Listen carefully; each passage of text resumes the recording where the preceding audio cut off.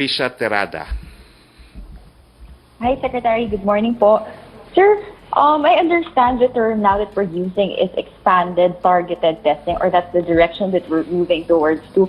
Pero sir, since yun nga po yung statement yesterday, many reacted in the negative nung sinabi pong iiwan yung testing doon sa private sectors, at least doon po yung sa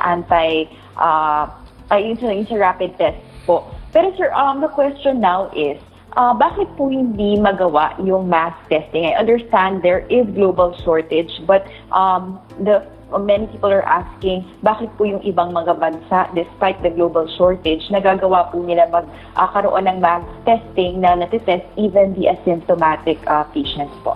Is it a problem of budget, the laws, or quite constricting?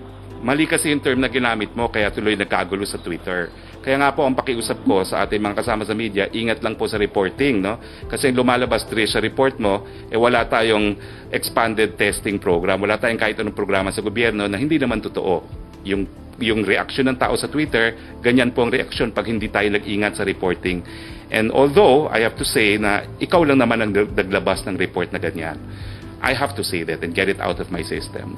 So anyway, hindi po mass testing ang ginagawa natin. It is expanded, targeted testing, at wala naman pong bansa sa mundo na lahat ng kanilang mamamayan ay tinetest. Kahapon siguro nagulo ka kasi sinabi ko yung ginagawa nila sa Wuhan. Dahil sa second wave, gusto nilang i-test yung 11 million residents of Wuhan.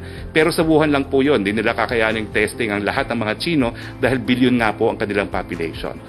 So nalulungkot ako, Trish, na bagamat 2 beses na nag-guest sa atin si Secretary Vince Dizon, ang lumabas pa sa report mo, wala tayong polisiya para sa expanded testing. No? Meron po, kaya nga po inuulit ko po muli. Uulitin ko po uli kung gusto mo. No? Pero ang kasagutan po sa tanong ninyo, meron po tayong expanded target testing.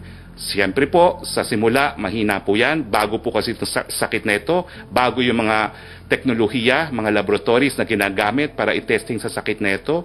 Yes, kakaunti tayo nagsimula, pero we're aiming now for 30,000. Maling-mali po yung report mo na wala pong kahit anong priority na binibigay ang gobyerno sa testing. Kaya nga po, si Vince Dizon, ang titulo niya, Deputy Implementer at saka happy po ng T3. Test, trace, and treat.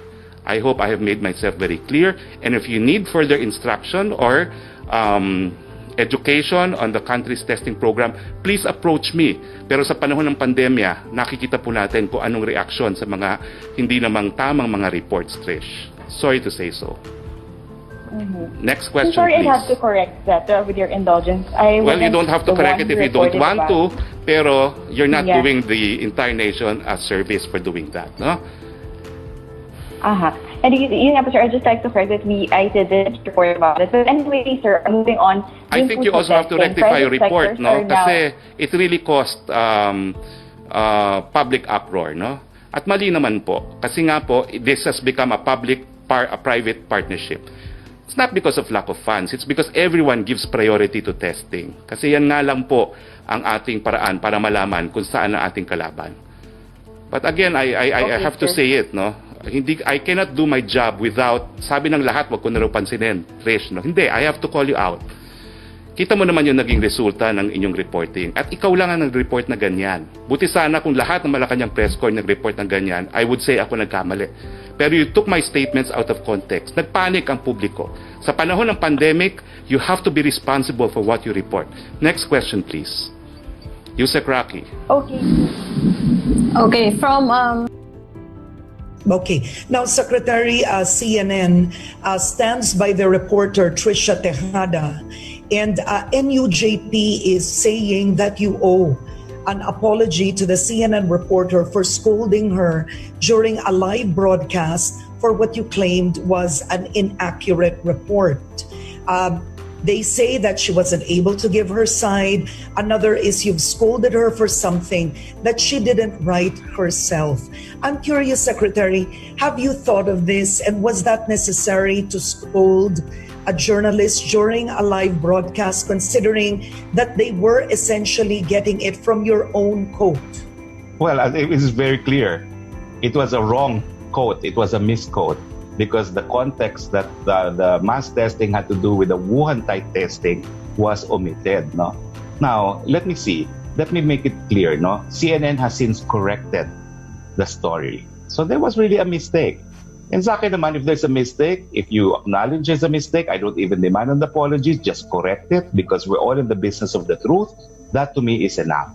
Now, well, whatever it is that I owe Trish, I've talked to Trish, and whatever it is that I should do, I've done it, okay? But the point is, Trish is the CNN reporter in Malacanang.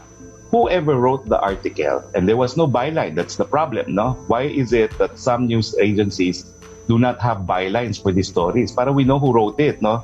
In this case, there was really an error that they have corrected, but we also need to know who that person was, because I think as a professional, no, the journalist who made the error should be identified, no? Because it will affect the reputation. No? It turns out that it was not Trish who wrote the article. And I think personally, I've sent a message to Trish, but I also feel that as the Malacanang reporter, she should have corrected the story of her news outfit, particularly because it's her beat. Alam mo, sa ABS-CBN, marami na akong naging ganyang instance. But I didn't have to do anything because the reporter of ABS-CBN would call the attention of ABS-CBN online.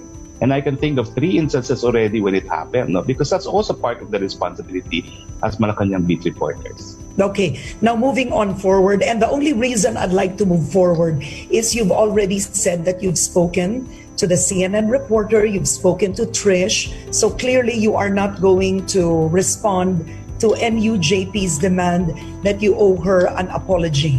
Because I think NUJP means public apology. I don't owe anything to NUJP. All right, I've done work for NUJP. They probably owe me, but I don't owe them. Okay, moving forward now to other issues.